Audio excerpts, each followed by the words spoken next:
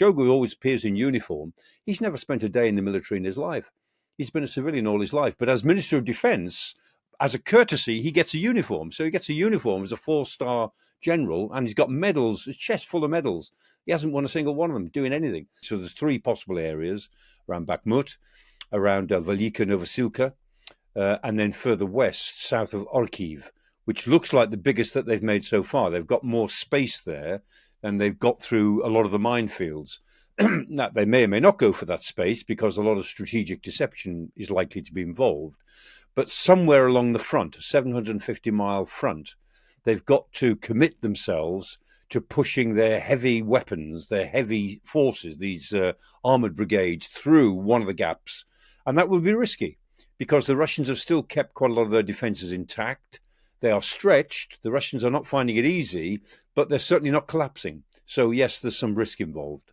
And as you just kind of alluded to, you outlined in this article these 3 routes to victory, you call it. Could you just take me through these a little bit more in depth? One route in the north is north and south of Bakhmut. The Ukrainians are not trying to take back Bakhmut, the city as such. If they surround it, then any Russians there will have to withdraw or surrender. In particular, the high ground south of Bakhmut, if they can push on there, they then have the choice, if they put a big force through there, of maybe turning south into Donetsk, and they can then start to take back some of the ground that they lost even in 2014. So that's quite an attractive idea, to win back some of the Donbass.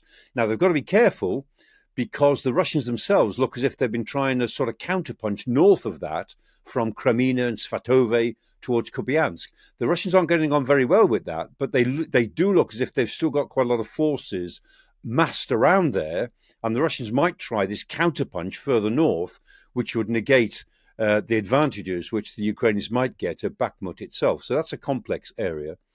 The second area is Velika Novosilka, which is to the west, and then Vuhledar slightly to the east of that. And that's another area of pressure down to the south. If the Ukrainians feel they can push through there, they would probably head for Mariupol on the coast of the Sea of Azov.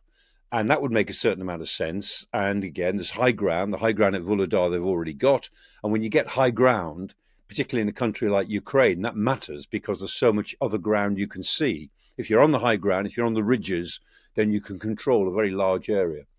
But the most profitable route is what I call Route 1, which is from Orkiv through Tokmak to Melitopol and then straight onto the coast, which would be onto the Sea of Azov, but it would be so close to Crimea that from there, if the Ukrainians are able to push to the sea, and that's 120 miles away still, if they are, then they would be able to dominate Crimea. They could bombard Crimea, they could launch air attacks, they could launch HIMARS attacks, lots of things they could do. So the 2 things that would do, without trying to actually invade Crimea, which would be a different matter, but they could make the 4 air bases and the naval base at Sevastopol completely unviable, because they could keep bombing them. It'd make it impossible for the Russians to keep any aircraft or ships there. And believe me, that would make life for the 800,000 Russians who live in Crimea. Most of them are incomers. They've moved in since 2014 when it was illegally occupied, and think that they can live there for, it's a very comfortable, very nice area, very Mediterranean sort of place. They think they can live there for the rest of their lives. Well, it would make it unviable for them.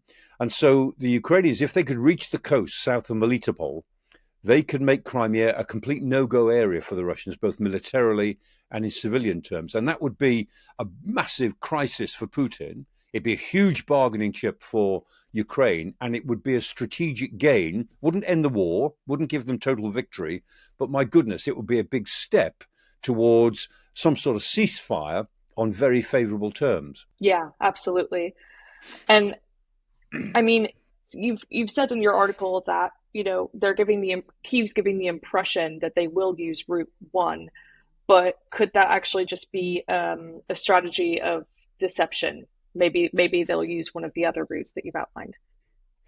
Deception is always entirely possible in these circumstances. It's a bit like the Normandy invasion of 1944, the famous D-Day invasion.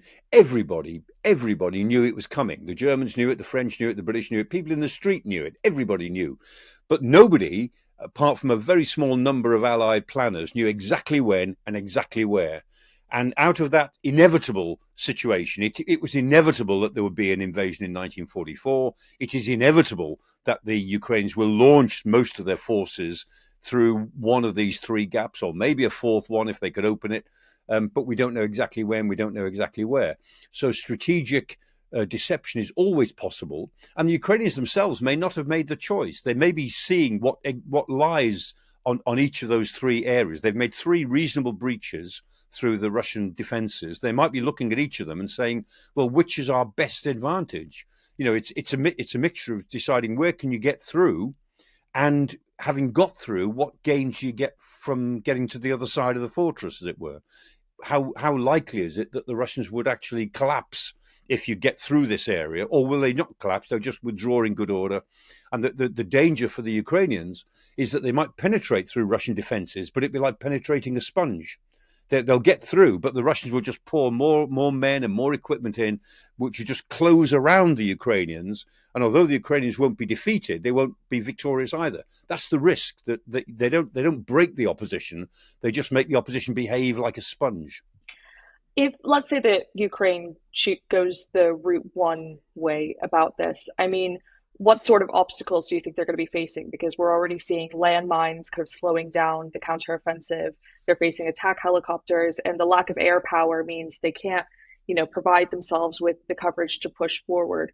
What sort of things will they be anticipating? The big problem with Route One is that the Ukrainians have not yet met the Surovokin line. And the Surovokin line, General Surovokin, when he was in charge, he's been removed now, and we haven't seen him since the 25th of June anywhere. So maybe he's tied to a chair, having his toenails examined. We've no idea. But Surovokin has disappeared, and his defensive lines around Tokmak are still there. And those defensive lines consist of just about everything. So there are anti-tank ditches. There are dragon's teeth, these sort of anti-tank concrete bollards placed in long rows. And of course, there are mines, and the Russians have placed about triple the number of mines that most militaries would have put per kilometre of ground into the area. And then they've created floods. The Russians have built a dam east of Tokmak to flood the ground to the east of Tokmak. And if Tokmak is occupied by the Ukrainians, almost certainly they'll blow that dam and flood Tokmak itself. So the Ukrainians are probably going to have to deal with some flooded ground as well. Now, all this can be done, and the Ukrainians have got some very good modern engineering equipment, which NATO nations have given them. But the point about all of this, particularly minefields, is that you can always get through them, but it slows you down. It narrows it canalizes you, so it narrows the channels through which you can move. And the enemy will have those channels targeted with their artillery. And so if you have to slow down, if you have to go through certain areas and relatively narrow lines of attack, then you're vulnerable to attack from the air, particularly helicopters, the Ka-52. Russian helicopters are very effective. They're attack helicopters. Also, their Su-25 aircraft with these, they're called the Fab 500 bomb, the glide bomb. And that's a very old bomb which got wings on it, so it can glide up to about 40 kilometers. And that's very destructive as well. And without air superiority, the Ukrainians, again, find this difficult because they've only got ground-based air defense. If they could control the airspace, then it would be much, much easier for them. It would buy them time to get through these obstacles. But as it is, they're going to have to work their way through the obstacles and probably accept a fairly high degree of losses as they go through. That may turn out not to be true. Depends on how much they have bombarded the rear areas of the Russian defensive lines. And that's certainly what they're trying to do. They're trying to get to the rear areas with their HIMARS, their multiple rocket systems, and their own air launch missiles in order to destroy that stuff. But I find it hard to believe they will have been able to destroy enough of it to get through the obstacles without taking a fair few losses themselves. Yeah, and I feel a bit hypocritical or ironic for asking you this question because the whole article is about how general how they're being held to this kind of like impossible timetable. But you've also written that the next few weeks are really the test for Ukraine's military talent. I mean, do we maybe have a timeline? Is this something that we could be seeing before the summer's over? The effective timeline is whenever the bad weather arrives. I mean, the weather hasn't been particularly good the last couple of weeks. It's been very wet, which is not good for the offence. But the really bad weather, the autumn weather, will arrive certainly in October, and after that, things will get very difficult. Not impossible, but really difficult to move forward. And so by then, by the end of the autumn, the Ukrainians have got to have achieved something that looks decisive to the West, not just good, but decisive, as if somehow they've changed the balance of advantage on the battlefield to make people think that this war could be over maybe sometime next year. That the Ukrainians are capable of throwing the Russians out of most or all of their territory during the next 12 to 18 months. If it looks as if, well, it's a stalemate and it'll go on for 4 or 5 years like this, then Western support is likely to decline. But if it's felt, well, look, another 6 months, 10 months, 12, 15 months will do it with more support, then I think Western support will remain fairly solid. And so it's a matter of perception. There's no particular objective which the Ukrainians have got to take. If they can reach the coast of the Sea of Azov, that'll be pretty good. If they can extend that line, if they reach the coast in a sort of a line and then can extend it outwards, that'll be even better.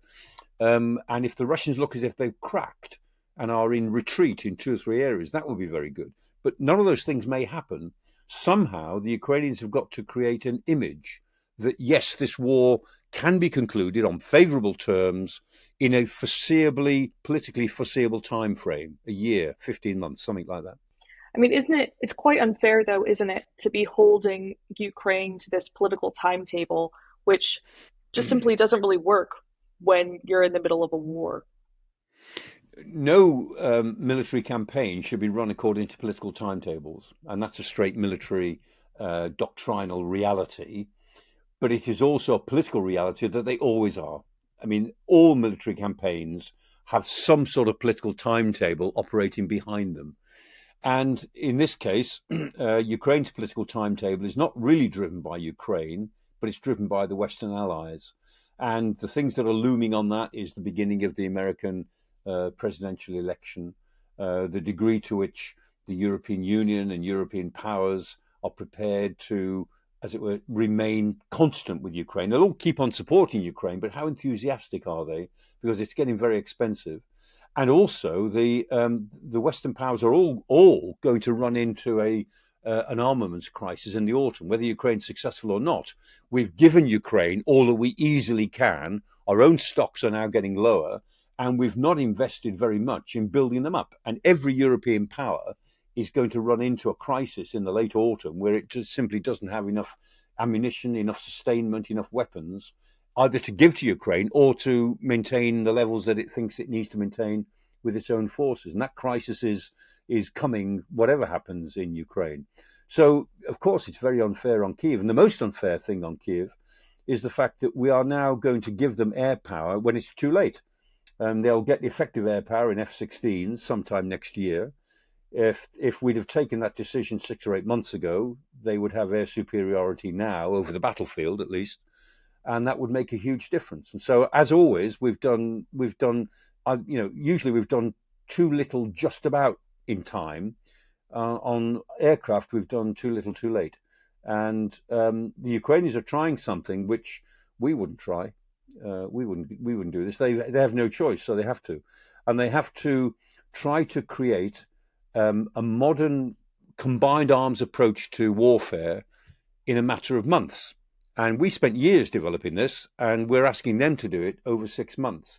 And the answer is, well, they've done some of it, but not all. And there's a debate, it seems to be going on now in Kiev, between whether they should keep on trying this combined arms approach, which they're not entirely comfortable with, or go back to their old Soviet-style tactics, which they do understand, and which their commanders feel more comfortable with.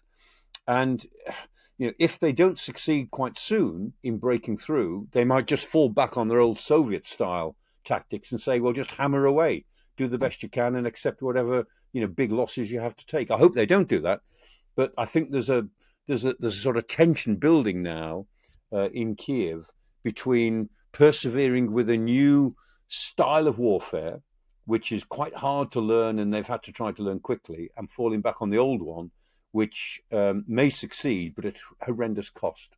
And I wonder as well if the Ukrainians are maybe even kind of being forced or put in a position where they also have to hold themselves to a foreign political timetable, which is the US presidential elections. If Trump is, it seems quite likely to be receiving the Republican nomination. And, if he does, and let's say he is elected president, the US is the one giving the most weapons to Ukraine, and they know that. And Trump might take, a completely Yeah. different tactic on it. Um, should Ukraine be worried about that possibility? I think the United States will maintain its level of support for sure during the course of the campaign, right through to November next year. But the campaign itself may ignite a more fierce debate within America on the amount of money that's being spent and the strategic value to America of supporting Ukraine to this degree. Now, most Democrats have no problem with those questions, as most Europeans don't. But as the campaign gets going, it will be, one assumes, a very bitter campaign. And there's no telling what the internal dynamics of America will be. But I don't think American policy will change before a presidential election. But I do think America's attitude may change. And you'll see that in the press and in the political debate and so on. And if that attitude changes, if it looks as if, a Republican candidate might win and therefore reduce support considerably to Ukraine or even stop it altogether, that will encourage Putin. It will encourage the Russians to hold on for a new government in Washington, and that will have an effect on the way the battle goes. So I don't think there'll be changes in policy in America, but changes in attitude may have an effect on the morale of the Ukrainians and of the Russians. I wanted to move on a little bit to the Kremlin and Putin. We're just over a month on from Prigozhin's march on Moscow. The Russian military does still seem to be in quite a state of disarray, doesn't it? The Russian military is in a very uncertain state at the moment, and I think there is ferment in Moscow. Putin tries to pretend that everything is normal, but of course it isn't. He's immensely weakened by what happened on the 24th of June, which the Wagner march on Moscow. The whole thing was a sort of farce.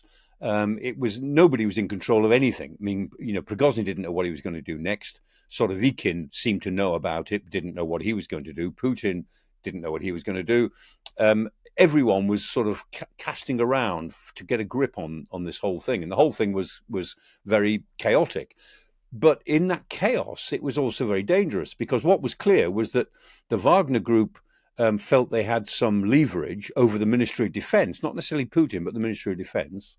When they started this march on Moscow, a lot of Russian military units just sat on their hands. They didn't do anything. And the people who seemed most obviously to sit on their hands were the VDV, the airborne forces. And the airborne forces are the elite forces. They are in most militaries, and they're also very close to Wagner.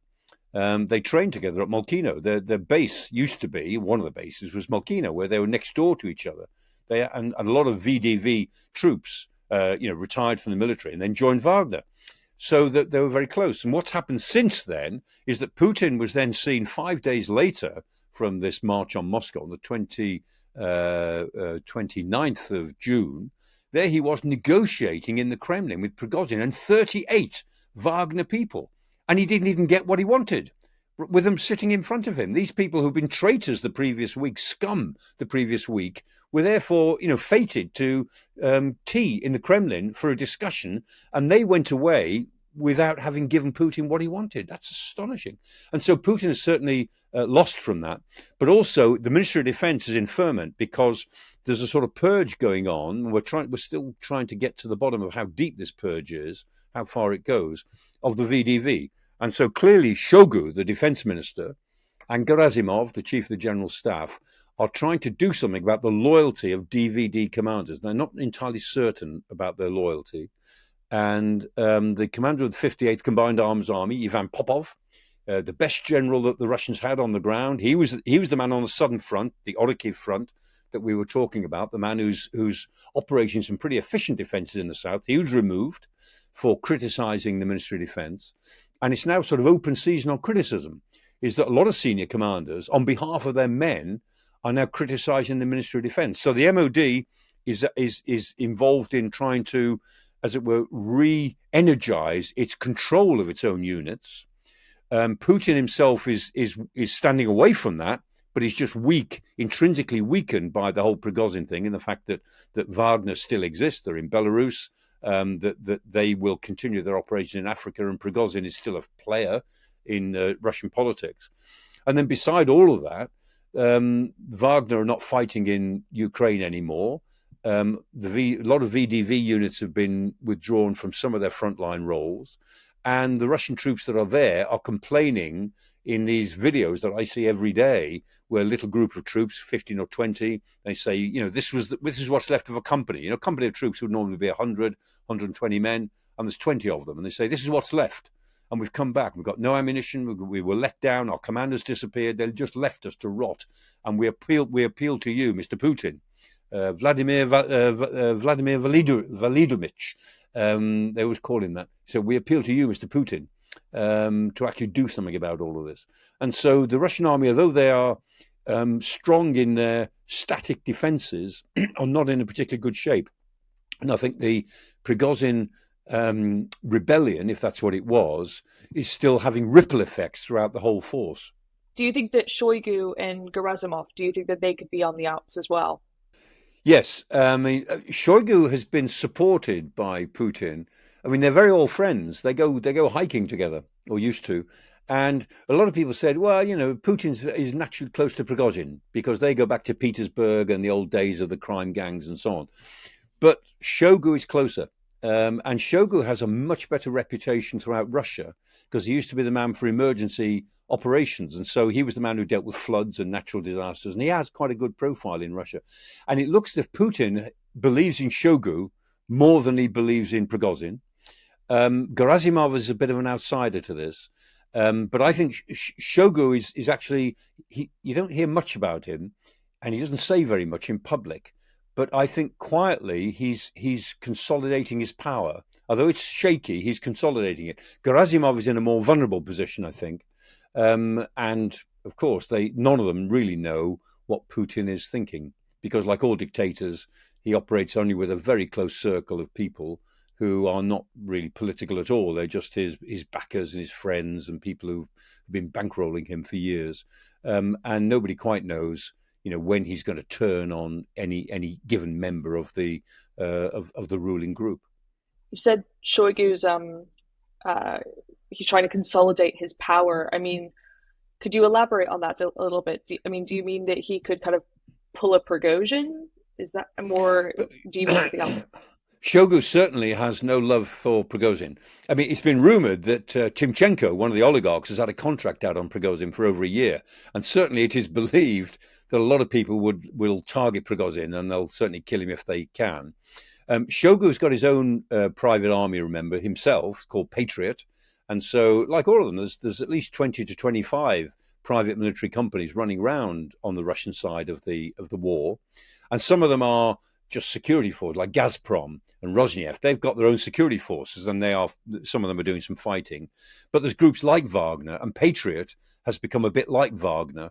And that, is essentially belongs to Shoigu. And Shoigu is a very rich man, and he's got a lot of interest in the Donbass region. And so he's been consolidating his economic power, but also consolidating his authority over the armed forces. And in that respect, I don't think he's that close these days to Gerasimov. I think we always talk about Shoigu and Gerasimov together. Shoigu, the defense minister, Gerasimov, the head of the armed services. I'm not sure they're so close together. And one of the big differences, of course, Shoigu always appears in uniform. He's never spent a day in the military in his life. He's been a civilian all his life. But as Minister of Defense, as a courtesy, he gets a uniform. So he gets a uniform as a 4-star general, and he's got medals, a chest full of medals. He hasn't won a single one of them doing anything. He's a civilian.